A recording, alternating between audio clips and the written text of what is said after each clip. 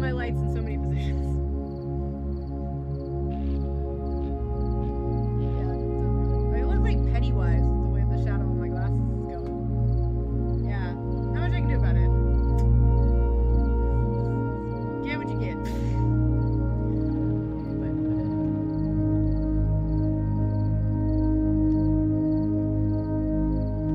That helped a little. Not much, but a little. Take off the glass. Yeah, I can't read the book without the glasses. Yeah. I don't know. It looks a little better. I'm still getting I get the weird shadow from my glasses. There's not much I can do about that. But I do not look as weird and washed out now as I did.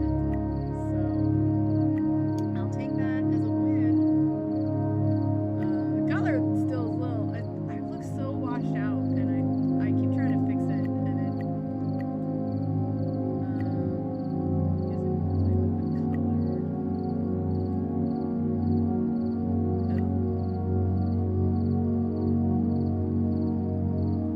Oh wait, I think I finally.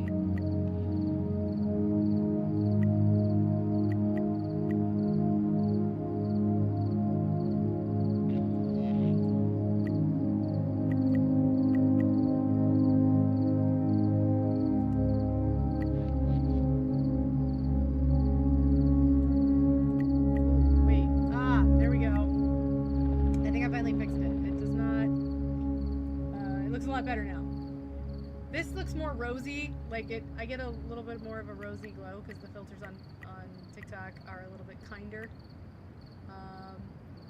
I have astigmatism, I have amblyopia, and I am farsighted to the point of I am blind as a bat. I've got, they're Coke bottles. I have thick frames, and I don't know if you can see. I can't see because it's all blurry.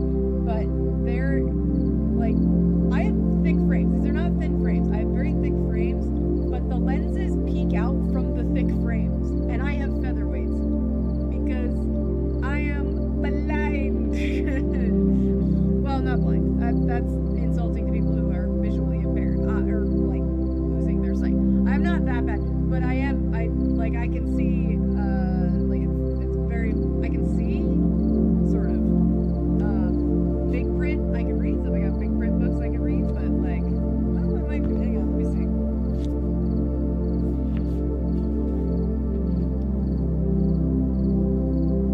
If I work really hard, I can see it, but I give myself a headache after the first page because I cannot see. So, oh, you like my lights? So I filmed 2 of Jen on Hoth. I for some reason I got it into my head on Saturday night at midnight that I was gonna throw on my flight suit and go run outside and pretend I was on Hoth. Yeah. So the thing about LASIK is because I am farsighted and not nearsighted, there are not as many LASIK options for someone who is nearsighted. So if I got LASIK, it would only be effective for a very short amount of time. And then it would stop working altogether. So there's no, they don't do a whole lot in the way of LASIK.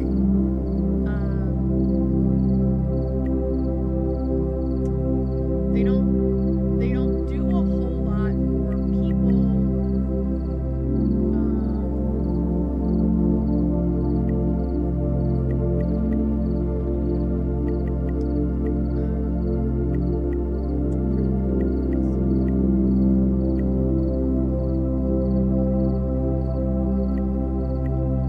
They don't do a lot of research into farsightedness.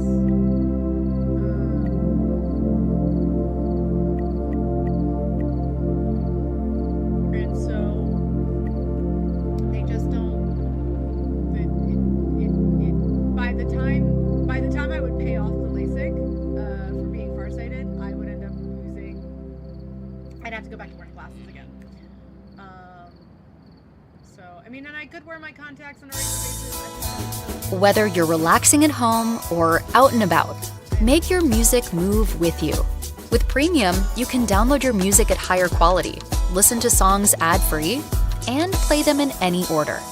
Tap the banner to learn more.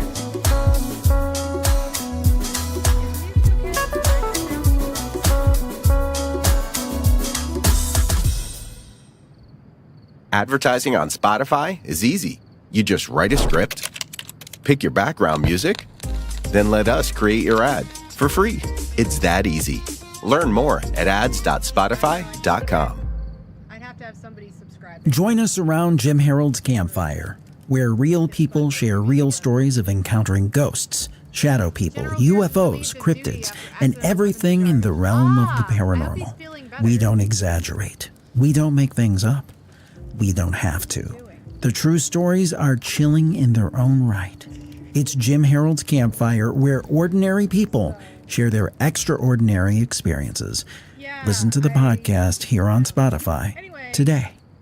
Making an ad for Spotify is easy. You just write a script, pick background music, then let us create your ad for free in as little as 48 hours. Learn how Spotify can add more to your mix at ads.spotify.com. Can we go back to the lo-fi? Thank you. I need to switch over to the tuba. Anyway, what were we talking about? LASIK. Oh, I can't get LASIK. It won't work. The last time I saw the eye doctor, I asked about LASIK because I thought that would be a really great option, but I was basically told that there's nothing. They can't do LASIK for me because I'm farsighted. They just don't. They're so. The population of people that wear glasses that are farsighted is such a small section that they haven't done research really into LASIK for farsighted people, and it just doesn't last. So, yeah. One of the other reasons why my glasses are so thick is because I've been wearing glasses since I was 4. I was in preschool when I got my glasses, and Minnie Mando has been wearing her glasses because she is farsighted like her mother and blind as a bat, or will be. She has been wearing glasses since she was 13 months old. Your eyes healed themselves. What'd you do? Eat a bunch of carrots? Yes, I am aware that is propaganda from the British military. What did I miss? Stormtroopers arresting rebels on Hoth and Wampas are protesting. Yeah. There's Luna. I try and wait for Luna to get here since Luna really enjoys it. And also, hello to everybody over on the Purple app and the Play Button app. We are I dual stream from my computer to the Tube and to Play Button. This is the Play Button. To the Purple app and the Red app over on my computer, and I stream with my phone to Tiki Talkies.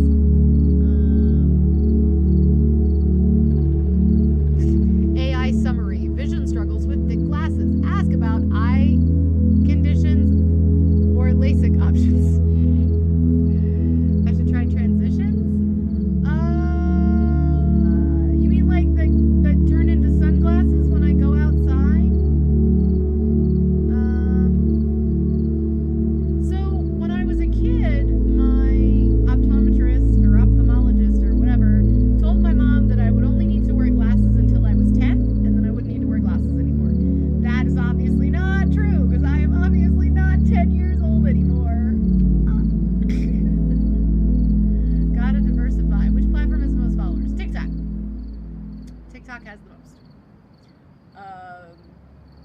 I have like less than 100 on the Tube, and I think less than 20 on the Purple app. And I think I have like 400 maybe on Insta, which I don't even know how I could live stream to Insta. I suppose it's possible. I don't currently. I just don't. I don't know. Anyway, so yeah, I know. I've been at almost 10,000 for like 2 years. 3 years? It's been a while. I've been sitting at almost 10,000 for quite some time. It's very frustrating that I cannot seem to reach 10. get monetized, but whatever. So anyway, we are reading Mall Lockdown. We are on chapter 5. I don't really have anything for y'all over on the Play Button app or the Purple app, but for my followers over on the Tiki Talkies, if we hit the live goal, which is 20 of whatever those are, I don't know if that shows up there for you, it shows up here for me. If we hit 20 of those, then I will read 4 chapters instead of our normal 2. Basically, it supports my ability to buy more books. Oh, that's nice, Omni. That's really nice.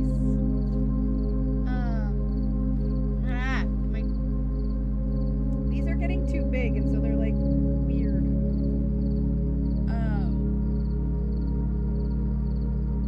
I can't get my pants right. These are my Crayola pajamas. Remember how I told you I have Crayola pajamas? These are my Crayola pajamas. So, anyway, are we ready to read? They are very comfy, and they're not super warm, but they're also not super cold either. They're kind of a good weight. This is one of the cute pairs of pajamas my father-in-law got me. Which it sounds so weird that my father-in-law buys me pajamas, but at the same time, he gets me really good pajamas. He gets me better pajamas than my mom. My mother tried to buy me pajamas for the first time this year, and she bought me sexy pajamas. Not on purpose. Not on purpose. Like, she saw that they were like they are like a thermal fabric, right? They're super warm and they're very soft. And she bought them because they were long sleeves, and she saw like, oh, these will be really cute. They were hot pants.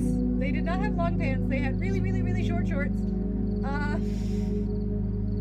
And like a plunging V-neck. I wore the top on Monday. That's the pajamas that my mom got me for Christmas.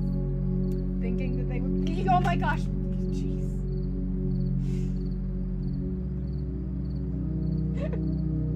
Did you attempt to scare me?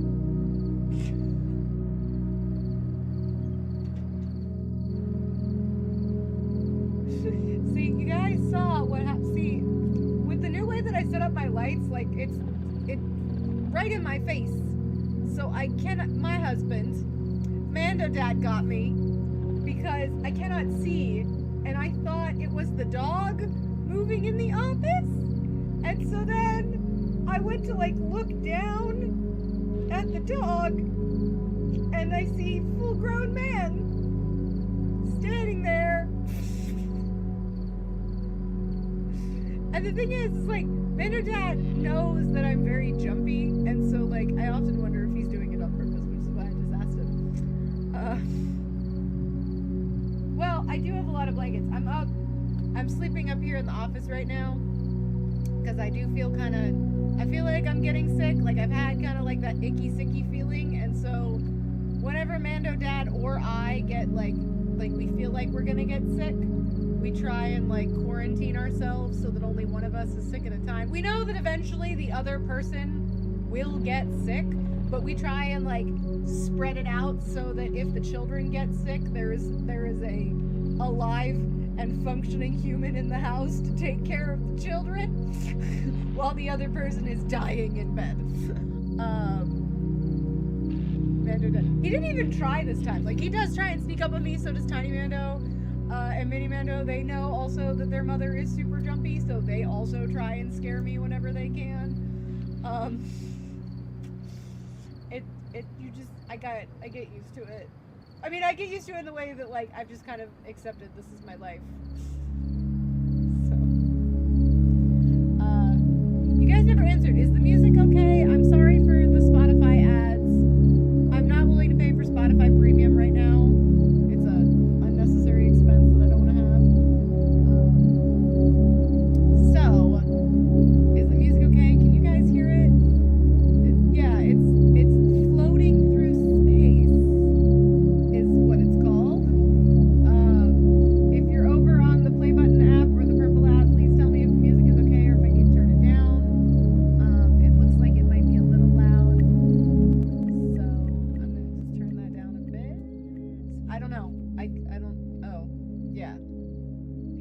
it's lo-fi. It's low. Like I just picked a low. It's called the Floating Through Space lo-fi channel. So yeah. If you're in the I think if you're on Discord, you can see what I'm listening and what the songs are.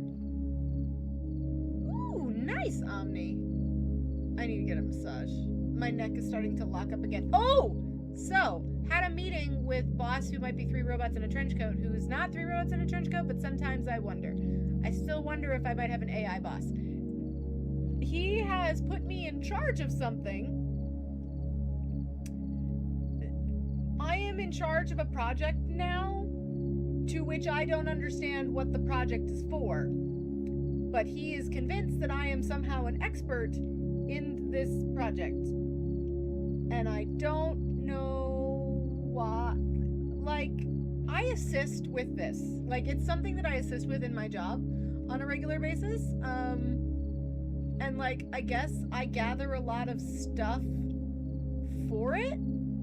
But, like, I'm now gonna teach other people how to do it, because the other people in the company are gonna start having to do this as well. And it's weird. I keep getting in a loop. I know. So anyway, let's read. We've got 2 chapters. If we hit the live goal, then we'll read 4 chapters. And yeah.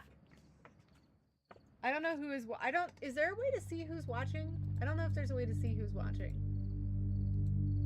Somebody's watching me on the other app. I don't know who it is. Could be any number of people. Could be one of my coworkers. Could be, yeah. Anyway, chapter 5, Knockout Mouse. Knockout Mouse? Knockout Mouse. That's him, Ilgan whispered. He's the one, isn't he? The man leaning against the wall next to him, with his hands in his pockets, didn't have to look up. Oh! Wait, stop. Hold, pause. One disclaimer, okay? Mall lockdown, alright, can get a little violent, okay? So, just as a side note, anyway, Mall Lockdown has been so far a great book, but Mall Lockdown has a tendency, as we learned in the first chapter, to get a little violent and graphic, okay? I'm not saying that it's graphic, I'm saying that it could get a little, and so, warning, not intended for children. If you let your children watch this kind of stuff and listen to this kind of stuff, fine, but I am not going to be responsible for your parenting, okay? Okay? I let my children watch Welcome to Dairy. Well, I don't let my children. I let a singular child. I let Mini Mando watch Welcome to Dairy with me skipping some of the more graphic scenes. Like the opening one with the demon baby, or the other one with the umbilical cord and the I don't let her see that. So anyway, just a side note, it can get a little violent, and if you're into that, cool beans. I'm happy for you. I'm glad. Just, you know, if you're a child, if you're under the age of 18, I'm not responsible. Okay, I am Mando Mom. I am the mom of other adults, and I will be. Oh, thank you for the follow, Tony.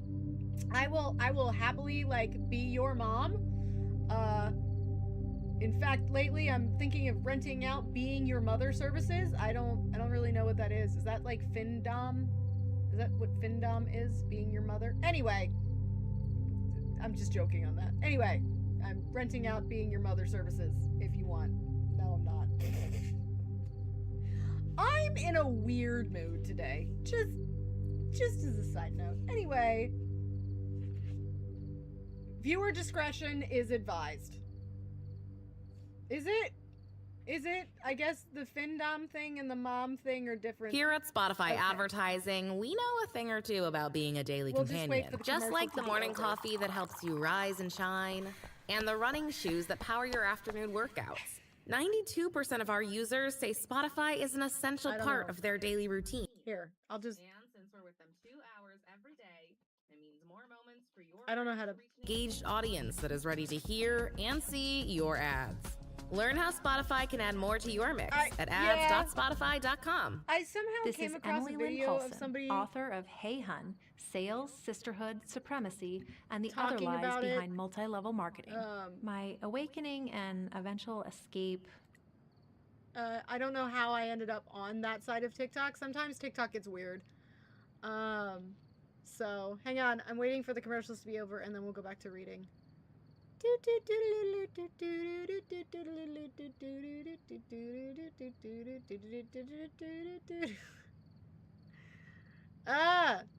So many ads. So anyway, yeah. I don't think so. That's not a marriage. That's not. Your partner should not, well, I should not say that. If that's what you're into, that's fine, but I don't think your partner should be like financially telling you what to do. Oh, I've seen weird. My TikTok. See, here's the thing. Because I use a VPN, I still get weird videos from time to time. And because I follow people like Mr. Pierre and I engage with his content and a couple other creators that do that just because I like some of their other stuff that they do, I do occasionally get those things on my FYP. Strictly money exchange for degradation. Oh, like you get paid to just insult people? I could do that. I mean, how do I get paid to do that? Just paid to insult people and tell them that they suck? So, art, I'm gonna tell you, I'm not gonna talk about it.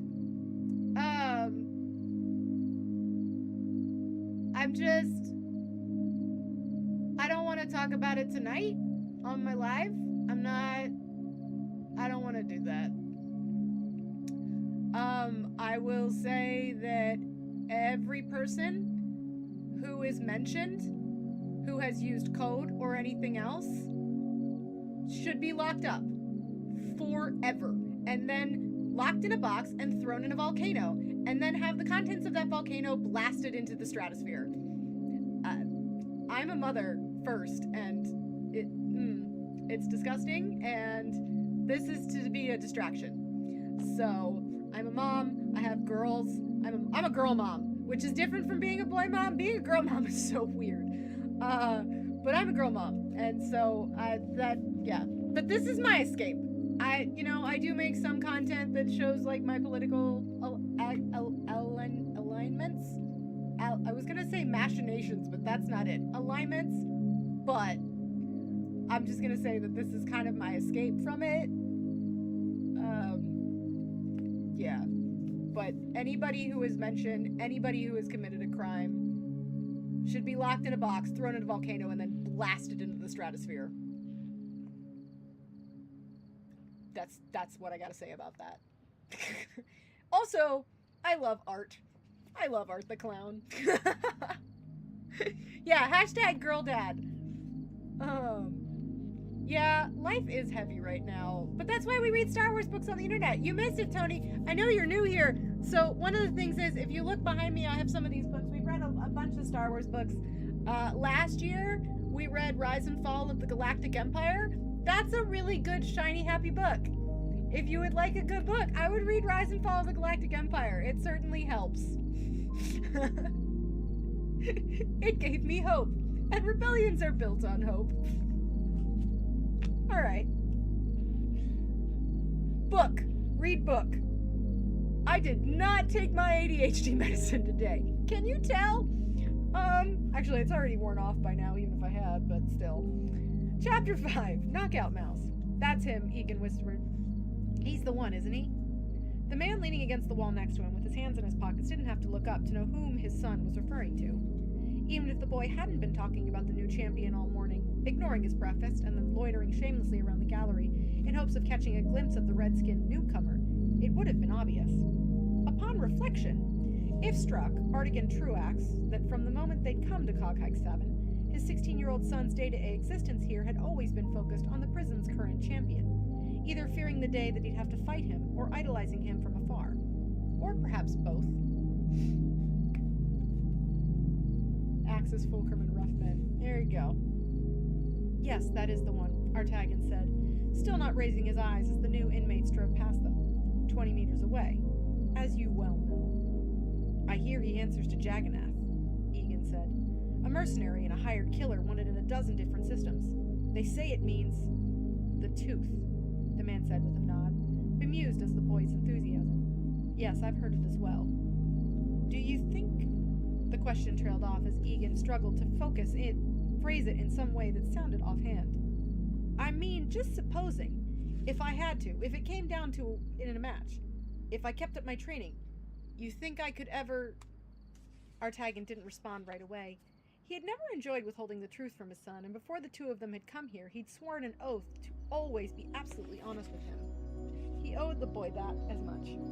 After dragging Egan from one end of the galaxy to the other, making him stand at the edge of the crowd, watching as Artagan took punch after punch, night after night, in an endless series of pit fights and loading bay brawls, the truth was the least he could offer. Yet again today, he found himself incapable of speaking it. We fail ourselves again and again, he thought. Every day, it's what we do.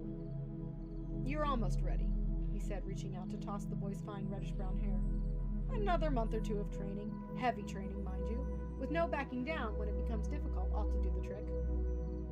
Egan's face lit up and he turned to his father, hope shimmering in those pale green eyes. Really? No doubt in my mind, Artagan said, putting on what he hoped was a reassuring smile. Unable to sustain the artifice any longer, he turned his attention back to the throng of inmates all around them. Go down and wait for me in the metal shop. You'll chase rats today. Yes, sir, Egan smiled. I'll meet you there. He turned and walked away, edging through the crowds of prisoners. Artagan watched him go, the smile fading from his face. No doubt in my mind, he'd said. But there were doubts. All kinds of them. It'd been almost a year since they'd first arrived here, father and son scooped up along a handside of counterfeiters and low-level street enforcers, and plunged unceremoniously into Coghide 7's festering soup of sociopaths, killers, and thugs. But regardless of what the boy thought, it had not been an accident. Such was the deal with Artagan Truax had made with the shadowy hand of the galaxy. Since his arrival here, he had been matched a total of 5 times. He had triumphed in the first 3 of those matches, providing speedy, deliberate kills, still strong and fast, with reflexes honed over 3 decades of fighting. He dispatched his opponents quickly, and even enjoyed a brief moment of celebrity among the population. The 4th match, however, against a Kalish whose tusks were sharpened to surgical points, had not gone as well. Those tusks had gouged into his chest wall, puncturing his lung. Artagan had managed to snap one of them off and use it against the Kalish in a stroke of good luck. Once again, he emerged battered but victorious. And the 5th match? The 5th match had nearly killed him. He had been pinned against a Clatunian, and he'd known right away that he was in trouble. 2 minutes in, the thing had smashed him in the temple so hard that Artagan had almost lost consciousness.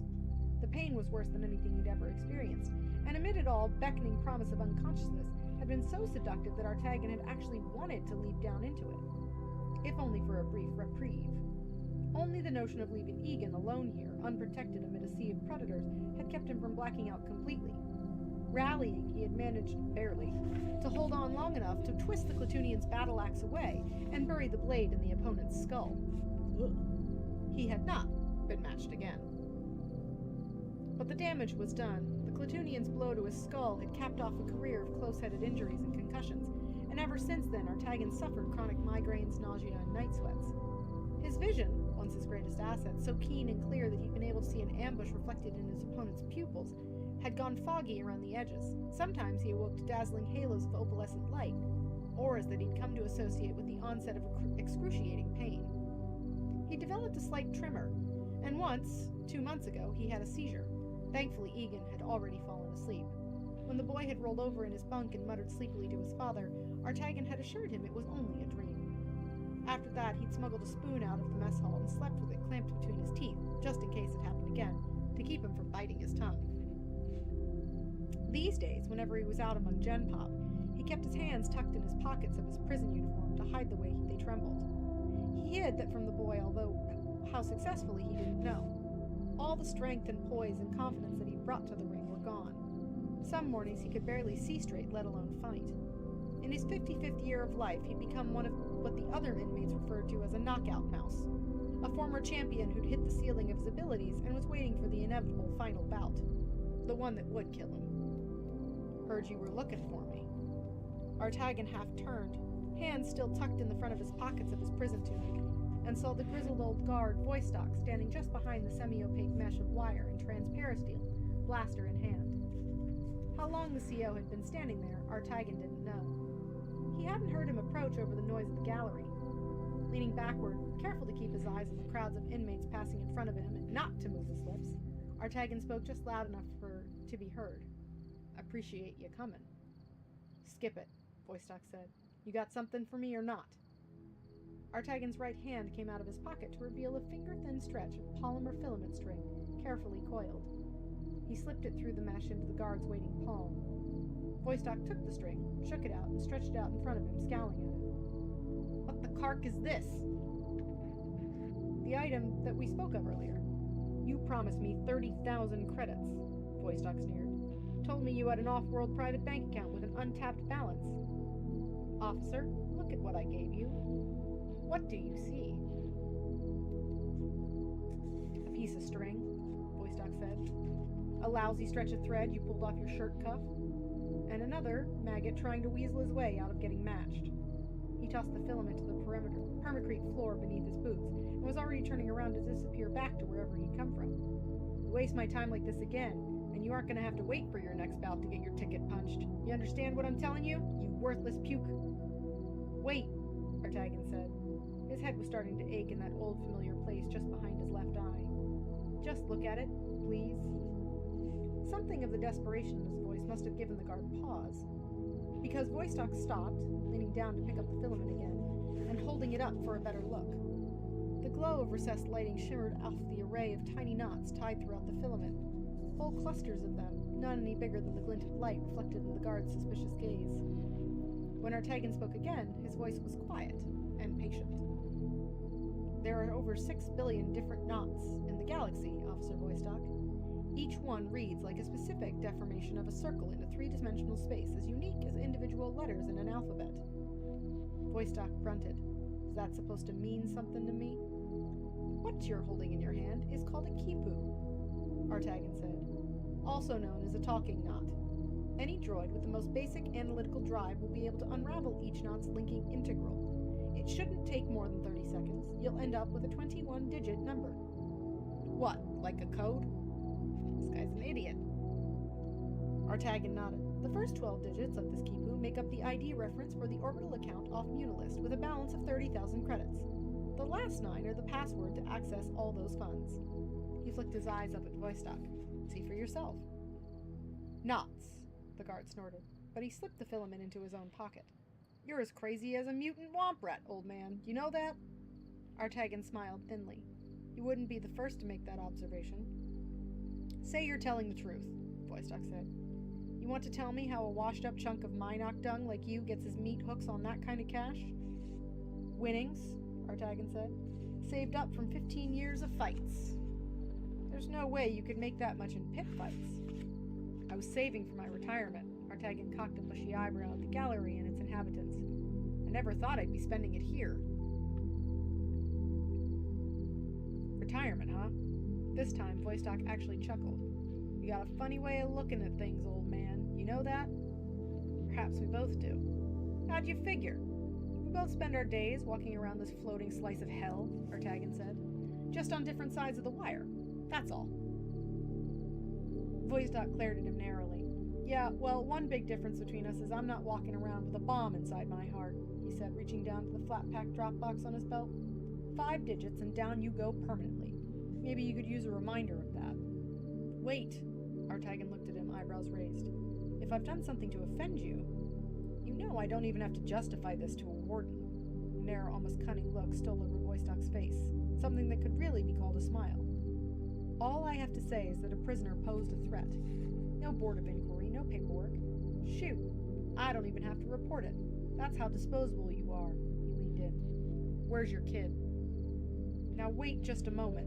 A sudden bolt of panic shot across Artagan's face. What are you doing? Just a little demonstration. Voistock reached down to his drop box and tapped a series of digits onto the console. Your boy is inmate 11033, right? Please don't. Voistock shrugged. Too late. He hit enter. Artagan didn't move. 2 meters off to his right, a Volturine inmate who'd been leaning with his back to the wall went suddenly rigid, and then his tusked face went abruptly slack. Knees buckling, he slid down against the wall and crumpled to a heap on the floor of the gallery. For a moment, the other prisoners in the area gave the Volturine a sidelong glance, then went along with their business as a clanking, bulky Class 5 Treadwell droid rolled over, hooked its manipulators to the corpse's ankles, and began to drag it away. Whoops, Voistock shrugged. Must have typed in the numbers wrong. He flicked his eyes up at Artagan. Next time I'll make sure to get 'em right. Taxes was waiting on the refund you needed yesterday. The CEO returned his attention to the Kipu, running his fingers over the cryptic arrangement of the knots. This better be legit. It is. Artagan's skull was pounding so hard that his eyeballs felt like they were going to squeeze right out of their sockets, and more than anything, he yearned for the silence and darkness of a quiet corner in his cell. The canny parts of him realized that any indication of weakness might ruin the faint flicker of trust between him and the guard. If you're yanking me on this, Voistock said, it's not going to end pretty for you or your boy. You see that now, don't you? Artagan just nodded. Just take it. The CEO's eyes narrowed. And in return, what? Going to make sure you don't get matched again? Protect that youngling of yours? He shook his head. Word is you've been training him hard on your own, trying to teach him the 52 fists, get him ready for his first match. You think he actually stands a chance in there? Artagan drew in a slow breath through his teeth. Releasing it seemed to cost him something deep and heartfelt that would have been preferred to keep to himself indefinitely. No, he admitted in a voice barely above a whisper. The boy's not a fighter. A blind man could see that. He's fast enough, I suppose, and he's growing stronger every day. But he's no killer, and that's not something you can teach. It hurt to say these things out loud, all the terrible certainties that he'd mulled over in private, night after sleepless night. But it was also a relief to give them voice and hear them spoken aloud. And I know there's nothing you can do to keep either of us from being matched again. That's well outside your scope of influence. So what? Voistock glared at him, visibly annoyed. You can't honestly tell me that you're just handing over your life savings to tell me for no reason. Artagan shook his head. Not at all. Then what do you want? I want something bigger, Artagan said. I want you to help us escape. Ah. Yes, this is Star Wars, Belle. This is Mall Lockdown. Check it out. So, yep, it is Star Wars. This is the new book we just started. So we are on chapter 6. Hang on, I gotta take off my socks. They're starting to bug me.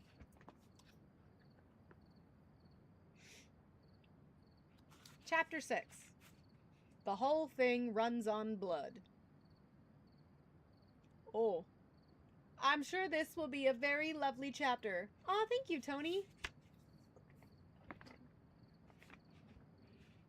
Yeah, the name of this chapter is The Whole Thing Runs on Blood. I'm sure this will be a lovely chapter, full of birds and trees and lakes. Right? That's what this will be, I'm sure. Yeah. 20 minutes later, Siddiqui and Vesto Slifer were taking their turbolift down through the levels of Cog Hive 7.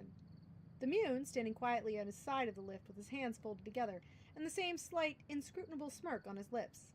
Seeing it now, Siddiqui found that he didn't like that smirk any more than she had 20 minutes earlier. Our loan payments are up to date, she told the Mune. I really don't see why the IBC should have any reason to investigate our operations here. Investigate is perhaps too piquant a word, Slifer said, gazing placidly at the lift's readout. You may consider that a routine audit if you prefer. And is it standard protocol to dispatch top-level executives on a routine audit? The Mune beamed at her as if conceding some minor point. I see. In fact, to be perfectly frank, Warden Coghide 7 is something of a unique case in the IBC's Outer Rim portfolio. Of course, there's no question of your profitability or the ongoing security of our investments here. So, if we're all so in love with each other, Siddiqui asked, Why the sudden interest in your operation? Oh, the Immune said. I assure you, there's nothing new about our interest in Coghide 7, Warden. The lift began to slow down. If anything, the IBC has always been highly sensitive to the unique particulars of your rather spectacular success out here in the middle of nowhere. The smile returned, as pleasant as ever. After all, what you're doing here is another form of gambling. Yet, unlike the casinos, pod racing courses, and sabac parlors that the IBC bankrolls, your operation never seems to have a bad fiscal quarter. Not once. To be perfectly frank, we've begun wondering how you've managed a profit margin on such a sustainable basis. You make it sound like that's a bad thing. Of course not. Something sharpened in the Immune's gaze. But wouldn't you agree that if something seems too good to be true, it probably is?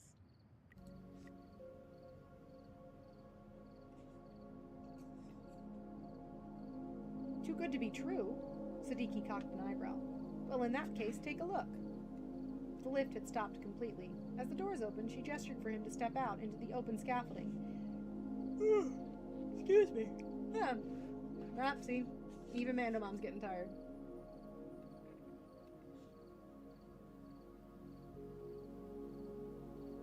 Slifer's eyes widened slightly, losing their veneer of detachment. Below them, a herd of inmates burst into the gallery, snarling and jeering, shoving one another aside, feet clanging on the steel gallery floor as they formed an open circle. In the middle of the circle, someone was screaming. Ah, Siddiqui said, the morning festivities have already begun. Directly underneath them, 30 yards down, 3 inmates, all of them human, with shaved heads and thick beards, were holding a 4th prisoner and beating him savagely with what looked like long shafts of sharpened bone. When the victim fell to his knees, one of his assailants hoisted him back up again while another plunged the sharpened bone spear directly into his chest, shoving it through so far that it burst out between the inmate's shoulder blades in a spray of blood and shattered vertebrae. Oh yes, just a walk in the park. Oh no, you're glitching! Alright, hang on, I have good connection. I just took it off my Wi-Fi, so sometimes that fixes it. Does that fix it? Is it glitching for you, Luna? I don't know why it would be glitching. Is that better? Oh, it's not still glitching. Okay. Well, I turned off Wi-Fi on my phone. So. Yeah. Sometimes my internet gets weird. I don't know why it does that. That's weird. Well, okay. So, already, this chapter is 1 page in, and it's already... yeah, just a walk in the park this chapter is. It might be... I mean, it's 10:45. Like, I would expect, like, the bandwidth... It's not like the kids are watching television this late. I don't know. Is it all better? You guys said it was. It says it's not glitching anymore. I took it off the Wi-Fi. Now I'm using cell service. I don't know. We need better internet. Our internet service provider sucks. Also, did you guys notice I got my hair cut? I don't think. I mean, I got like 6 inches cut off the length of my hair. Nobody noticed. I decided after a year I finally needed a haircut. And now I can't stop touching it because I went back to my old shampoo. So I went back to the shampoo that I used to use in high school that I really, really liked and seemed to like do a lot for my hair. I'm not gonna lie, like I've been led to believe that drugstore shampoo is not the way to go, and I don't know, like Garnier Fructis does so much more for my hair than Color Wow. I don't know. Just saying. Alright. Back to this walk in a park of a book. It's a good book. Don't get me wrong. It is a good book. It is not boring, but whoo boy. It'd be violent. Oh, the mutant said thickly. What? Bone Kings, Siddiqui said. Along with the Gravity Massive, they're one of the biggest gangs in the hive. She shrugged. Ever so often, tensions boil over. The mutant considered this for a moment. How can there be any allegiance with the gangs when one member might be matched against another at any given moment? We screen for that, Siddiqui said. The algorithm factors in sociological variants as well as physical ones. Actually, we've discussed the idea of pitting entire crews against one another. Really? Oh yes. The prospect of a crew-on-crew tag team brawl, for example, between certain members of the Kings and the Gravity Massive could be something that the gambling community has never seen before. It already generated significant interest from some of the odds makers. I can see why, the Mune said. He had to raise his voice to be heard down below.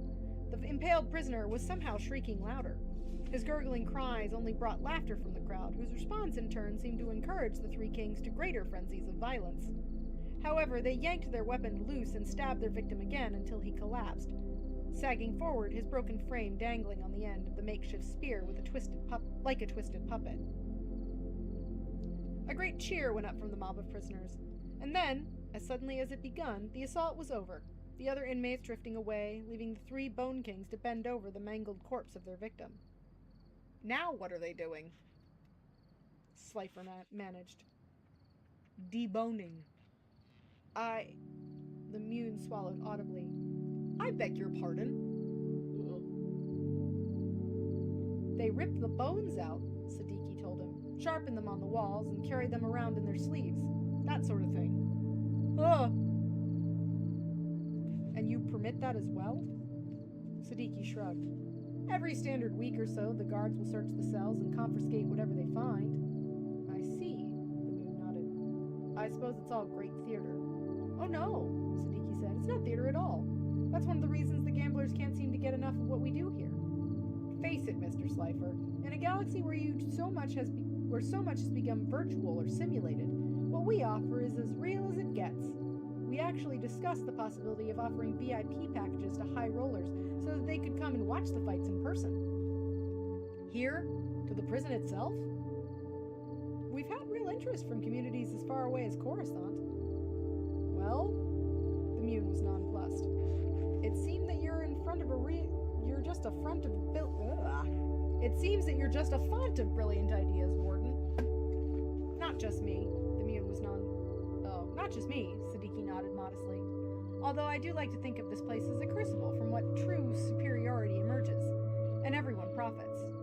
The Rataki people have a particularly memorable way of putting it. Chimoto, Mando, Squee. Meaning, the whole thing runs on blood. A provocative sentiment, the Mune said, looking down as the three inmates turned and fled with an armload of bloody bones, leaving the shapeless, scooped-out mass on the steel floor behind them. Ugh! They're amazingly fast, aren't they? Hooray, blood!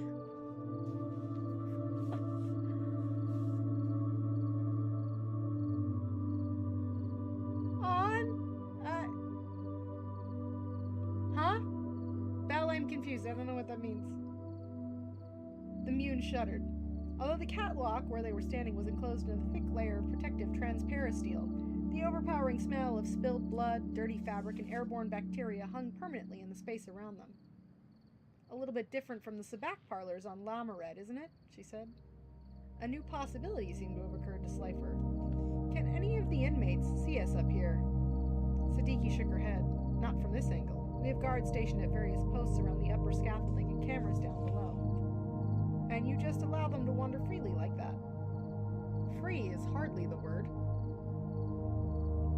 Siddiqui said, and checked the chrono display on her tablet. They're always watching each other, and we're always watching them. So you've never had an escape. She cocked an eyebrow at him. I thought we were discussing profit margins, Mr. Slifer. It's a valid question. These inmates of yours have nothing to do all day but study their surroundings and isolate any vulnerabilities in your security systems. We've implanted every inmate with... I'm aware of the procedure, the Mune said dryly. Still, it occurs to me, his voice trailed off. Never mind. What? Well, you've given me an admirable demonstration of why your operation here continues to generate its fervent interest among gamblers and blood sport aficionados. But that's only part of it, isn't it? I'm not sure I follow. Oh, I think you do. His fingers knit themselves together inward, pressing against his chest in thought. In order for Coghyde 7 to make the astronomical profit that it reports to my board of directors, you have to predict the winner of the bouts almost 100% of the time. He turned to her. I don't suppose you'd be interested in telling the IBC how exactly you do that. Siddiqui glanced back at the lift. Come with me, she said.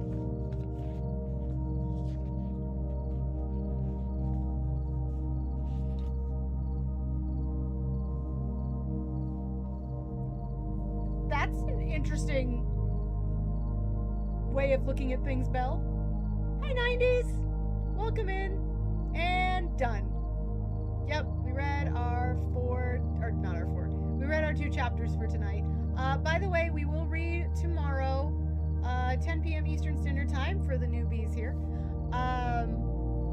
Yeah, we will read tomorrow at 10 p.m. Eastern Standard Time, just as a side note. And Friday is D&D, yay! If you guys, also, I stream my D&D game with my D&D group. I don't stream, it gets streamed by our DM. So if you're not already following him, make sure you...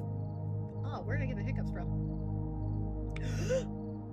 Anyway, follow him over on the Play Button app, or the Purple app. He's the gaming trucker. But he is our DM. Fix. Shopping is hard. Let's talk. D&D campaign is basically Blazing Sallows. Oh, have a good night, Belle. Mwah! It's basically Blazing Saddles in D&D form. Yeah. We're playing in Old West. I'm the cleric. I'm the blood cleric. Yeah. So. Yeah. My weapon is a frying pan, which is why I has a frying pan.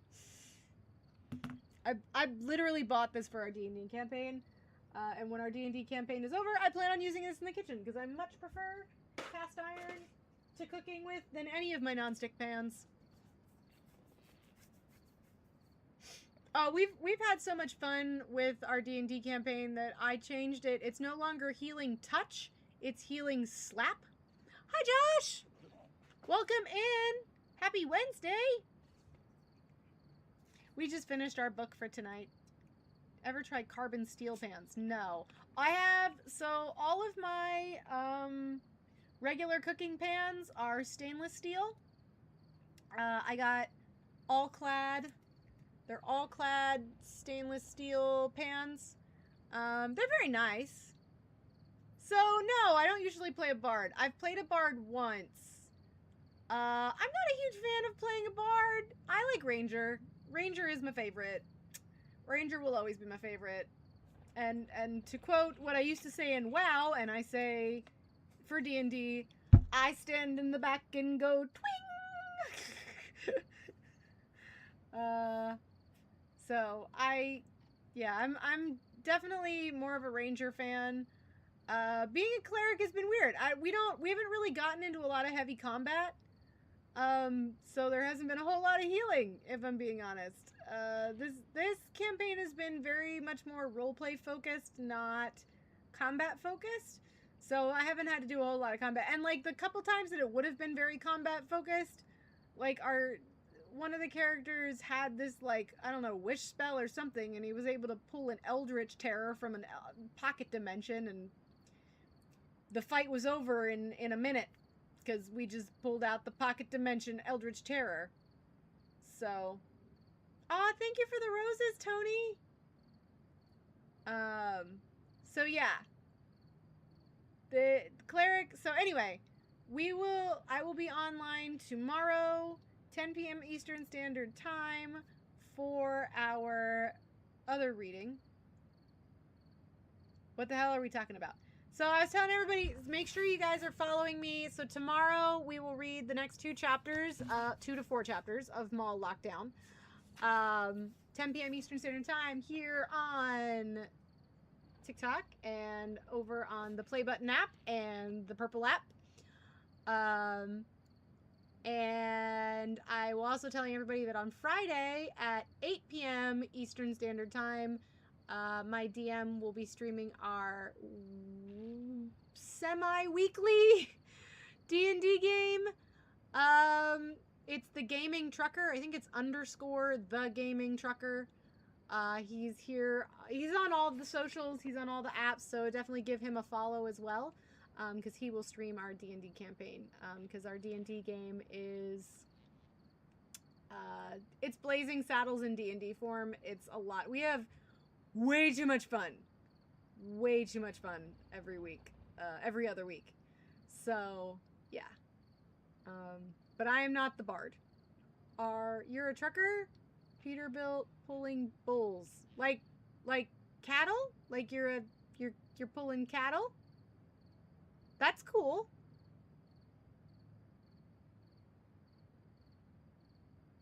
I don't know very much about trucking. I could never be a trucker. I hate driving. I abhor driving. I really do. I am not a fan of driving at all. I am a professional passenger princess. Oh, so that's our DM. He is also a trucker. That's why he's the Gaming Trucker. So our DM and one of my good friends is, he streams a lot on the Purple app because he likes to stream Minecraft. And he does occasionally stream we also do play Minecraft from time to time and a couple other games. We used to play Phasmophobia, but we haven't played that in a while, which I'm really sad because I missed the Christmas map. But we should play Phasmophobia again because it's hilarious to watch me be scared of a virtual ghost. Yep. So, but the Gaming Trucker, he is a real deal trucker. He does, I mean,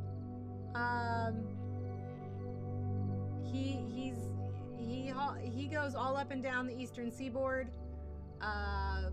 He's very chill. I love Terry. I am so glad that I met my D&D group. Like, it's all because of social media. I made random friends on TikTok with Babs of Acme Co.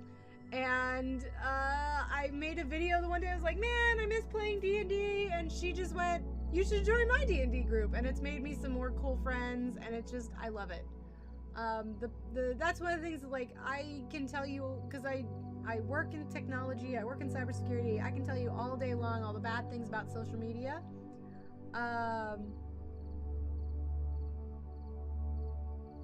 But Babs. No, it's Babs from Acne Co. It's not Babs Bunny. But I can tell you all day long about all the evils of social media. But I can also tell you some of the good things. Like I said, I've made some really good friends through social media that I never would have met or made. So it definitely. Ooh, 20 years in IT. What is your specialty in IT? I'm cybersecurity, so that's my flavor of cyber. I was tier 2 support, like desk side support, but you know they got rid of desk side support during the pandemic, so I had to adapt. So now I am cybersecurity, and my whole family, with the exception of my sister, is all IT heavy. How old am I? Let me ask first. How old do you think I am? Software development. Oh, nice. I could not program my way out of a wet paper bag. 25, 27. Oh, you guys are so sweet. As of next year, you're close. You're closer, SKD. I graduated from high school in 2007. I have been almost out of high school for 20 years. But thank you for thinking that I look 25. It's because I spend a lot of time doing skincare. Women in tech are badass. I try to be. I am, other than my boss, I am the only woman on my team. Oh, like 33? Aw, you guys are sweet. I am 37. I will be 38 this year. Blah. Depends on the day. Depends on the day how young I look. One of the reasons I keep my hair long is because I keep my hair long, it makes me look younger. Better than 43. One of the things I will say though is like before I lost almost 100 pounds, I looked a lot younger because my face was so chubby. One of the drawbacks of losing as much weight as I've lost in the last 2 years, year and a half. How long have I been doing this? 2024? Oh my gosh, Bill. So one of the things is after losing close to 100 pounds, my skin does not look as young as it did. Like I've lost some elasticity in my skin because I lost all my baby fat in my face. Like it's kind of like when you lose too much, like on my stomach too, because I lost so much weight, so much I have like extra skin. Thank you, Tony. But yeah, I would like my dad was funny because my dad was like, you need to stop losing weight. Your face is starting to look a little starting to sag a little bit. And I was like, Dad, it's because I'm old. It's not because I've lost too much weight. It's just that the fat is not keeping me looking really young anymore. I don't have chubby cheeks.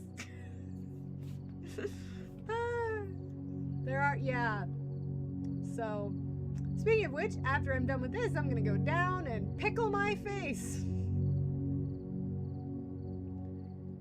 Yes, Belle, all the time. Thank you, Josh. I like the red hair too. This is my natural color. I have had red hair since the day I was born. And thankfully, I think I've got my dad's genetics, so I won't start going gray until I'm in my 50s. So, yeah, my dad did not really start having any gray hair until he was in his 50s, and nothing really super noticeable until he was in his 60s. And now that he's in his 70s, he's definitely got salt and pepper hair, but it's still more pepper than it's salt. No, my dad is dark. My dad has very dark hair. Like dark brown, almost black. But my mom was a redhead. My mom started going gray in her 20s and dyed her hair until she was 70. She only recently stopped dyeing her hair. So I have the color I get from my mom, but it seems like, because I'm 37 and I still don't have to dye my hair, it seems like I've gotten my mom's, so I have my mom's color, but I have my dad's longevity? I don't know. My dad, knock on wood, but my dad, again, he's 75.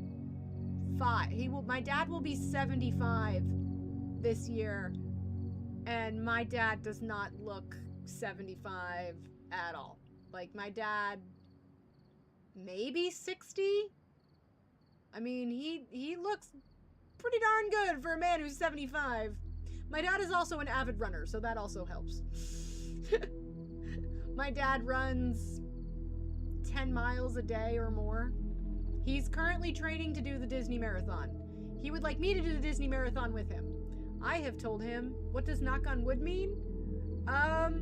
So if I say that like I don't have any gray hair, I'll say knock on wood because that'll keep me from getting gray hair. It's a superstition thing. That's why you say knock on wood.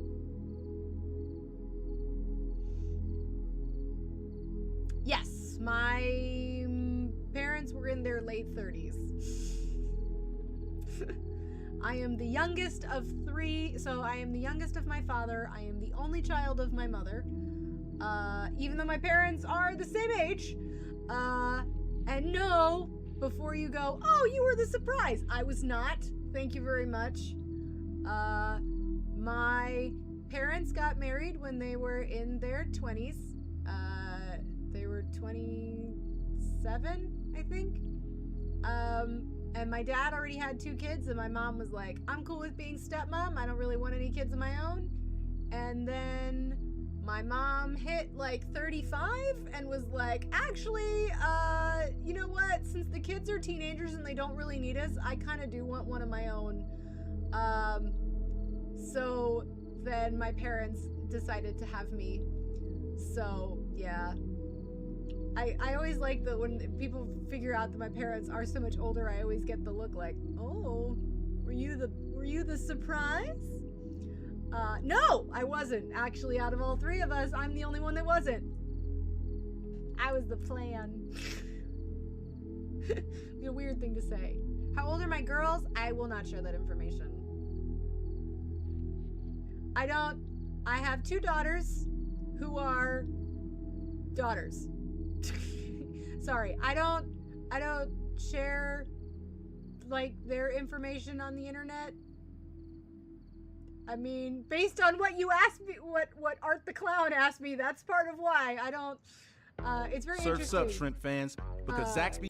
The funny thing is like I was talking about this with a coworker today. Is like how I am so restrictive of my children's internet access.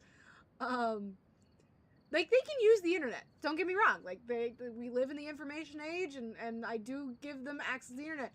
But, like, the amount of control that I place and safeguards that I place on their access to the internet is just so funny. Because, like, the age that my oldest, that Mini Mando is at now,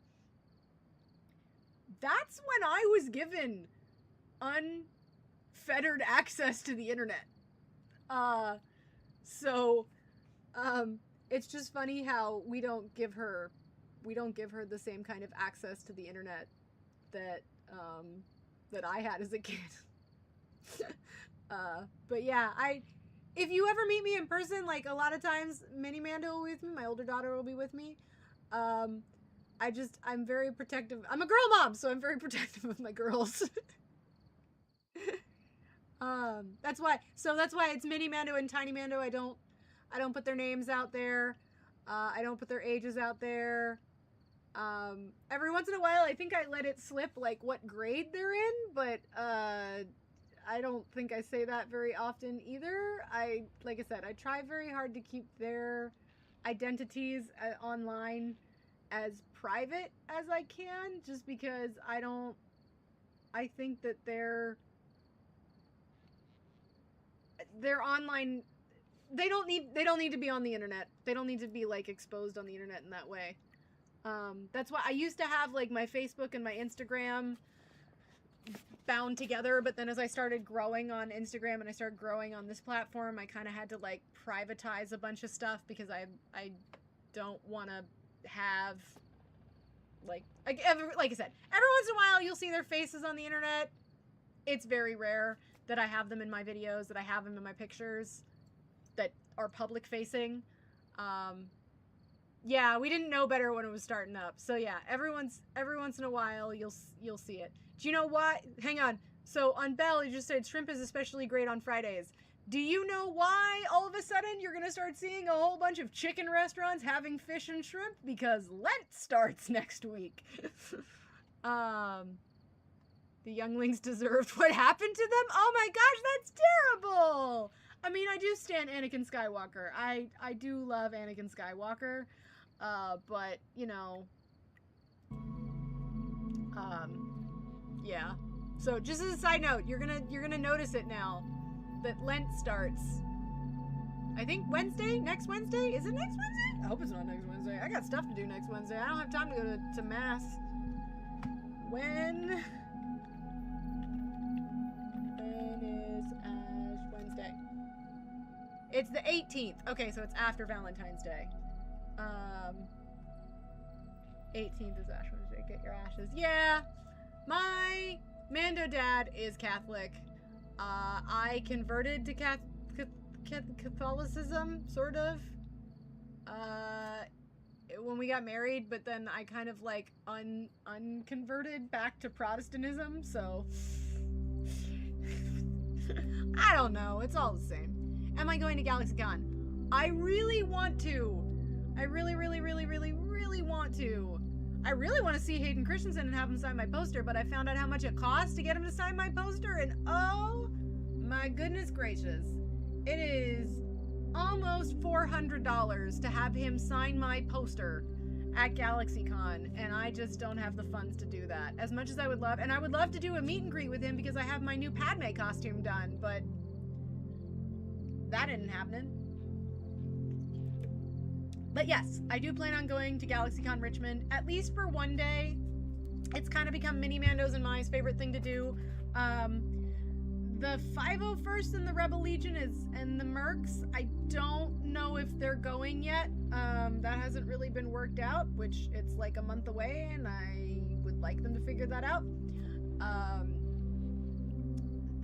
All the Star Wars groups are mad because they don't get, like, a good room. And I would agree that it is, they kind of like shove us in a corner. But like, I feel like free is free and we shouldn't complain.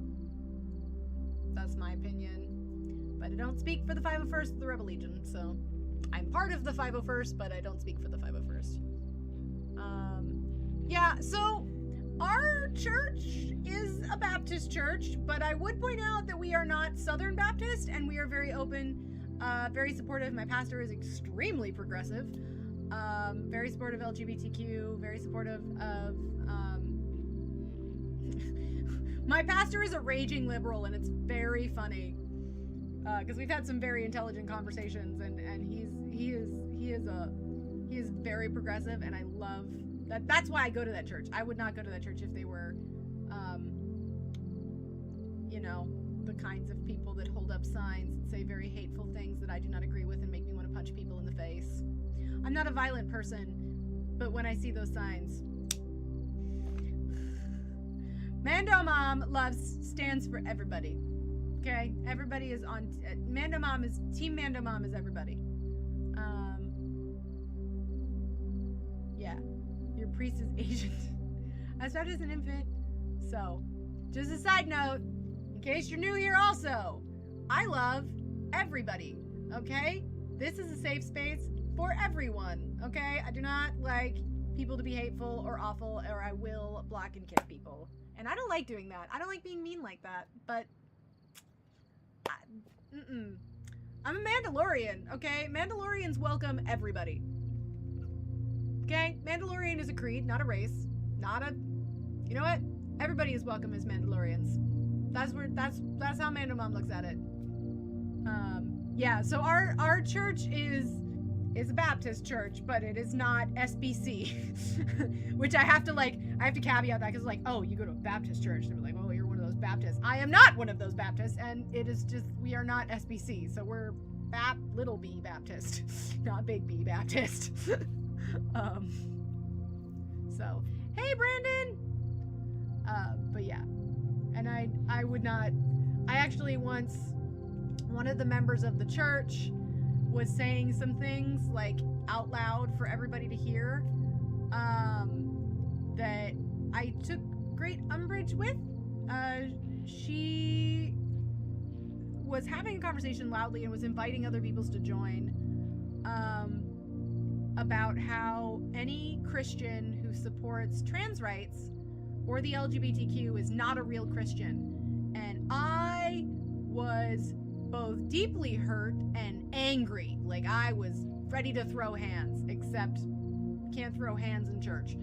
And I went to the pastor, and I was like very visibly upset. And he was like, I will talk to that person about saying those kinds of things at church, because that's not who we are. And I was like, I know that's not, but I was upset. So upset. And it like, I still have like a deep, like, this woman is very nice to me. Like, people, I live in the South. I live in North Carolina. I'm a blue dot in a big red sea. And it's very fun because I look how I look. And so people often invite me into conversations like I'm gonna agree with them. And for my safety, I just have to kind of go,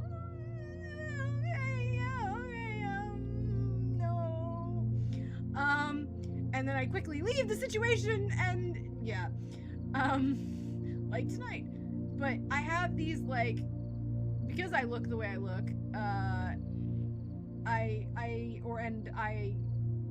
just in general, people like to think that I am on their side when it comes to those kinds of things, and then they quickly learn that I am not on their side, and then they get really shocked. But this lady, like, she thinks I was on her side, and because I didn't say anything in the moment, which I wish I had, she thinks that we're cool, and she's always just like, hey, let's go and do, you know, she wants to, like, hang out with me or offer me advice, or, you know, she wants to do things, and I'm always just like, no. It has forever ruined my ability to have any kind of relationship with this woman because of what she said. And this was like 2-3 years ago, and I still hold the grudge. Like, yeah. Middle-aged white guy, it's okay to say awful racist things in front of me. Yeah! Yeah. No, it wasn't a female pastor. It was like a deacon of the church.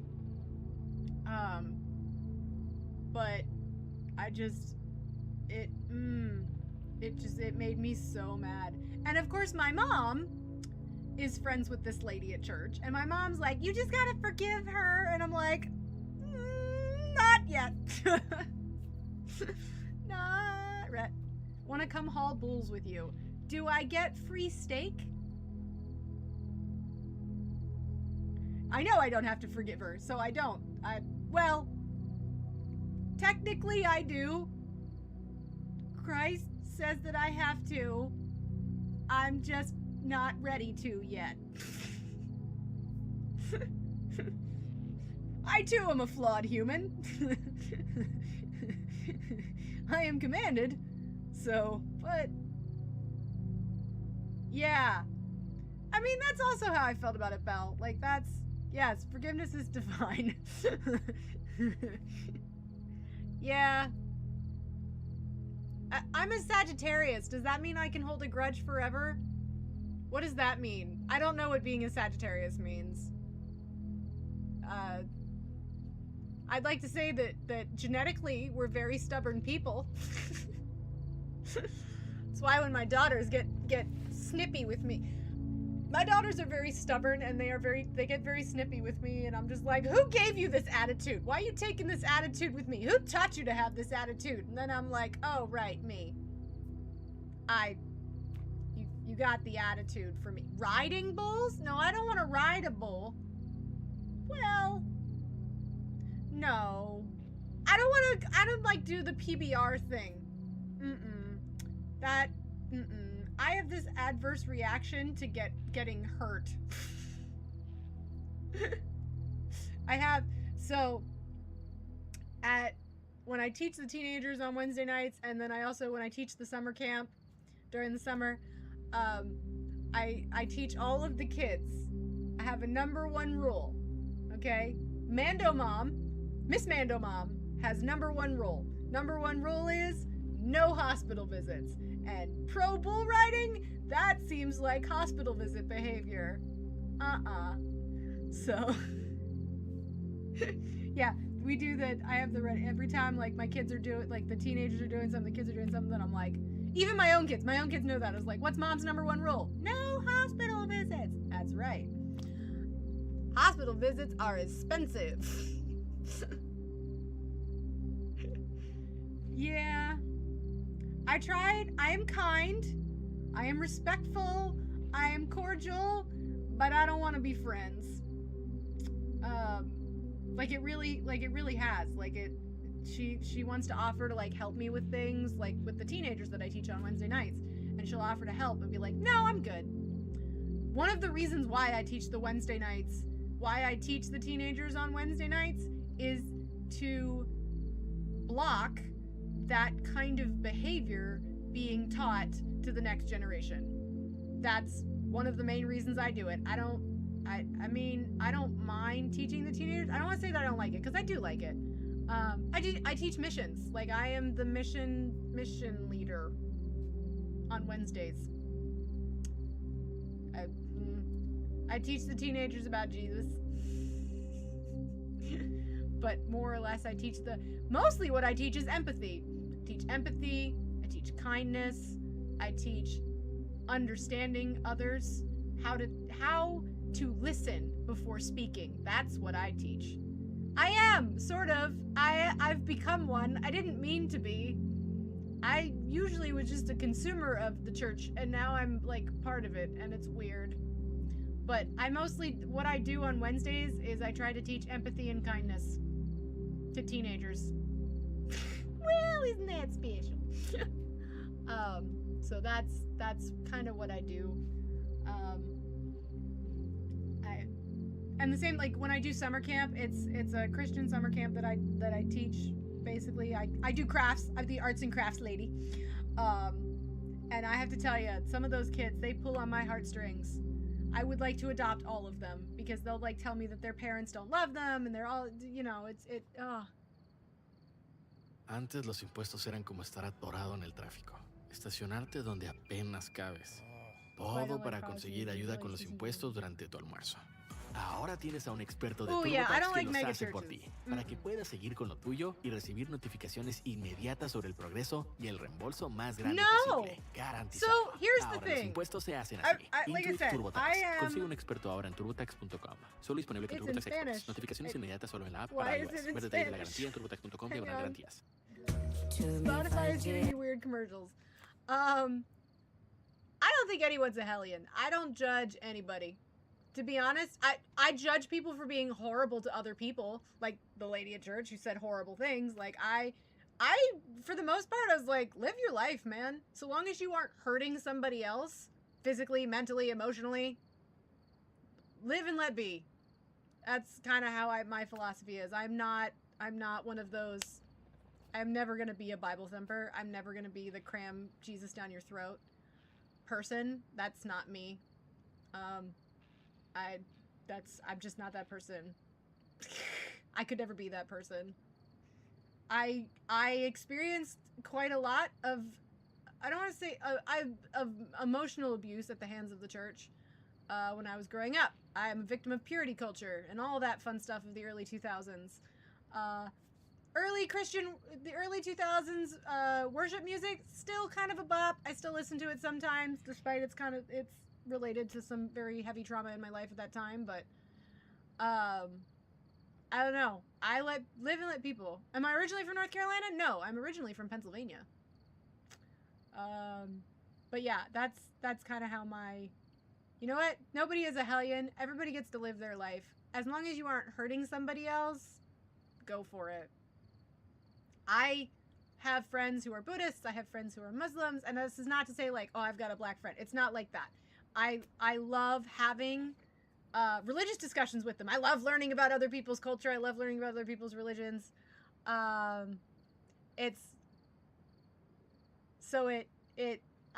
know what? I love everybody. That's me. God does love aliens, okay? God loves Rhodians and Wookiees and whatever Yoda is and Mandalorians and hey, Mediocre. You were raised a Baptist. I was raised I have to say non-denominational because we church hopped when I was a kid, so I have attended many different kinds of churches. This latest flavor is just Baptist. Aw, thank you for the follow, Josh. Hooray blood? Wait. Hooray blood? What?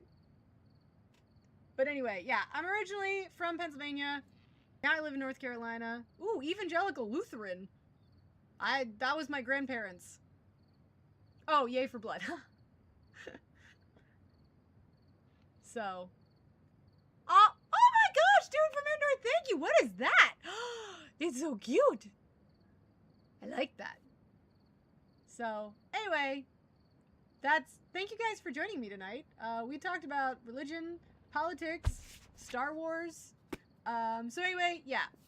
Make sure you are online 10 p.m. tomorrow, Eastern Standard Time. It is bedtime for me. Unfortunately. because I have to get up with the children, despite the fact that I know it's 10 p.m. Eastern Standard Time. So I try really hard to make it like 10 p.m. Eastern Standard Time. I will be on live.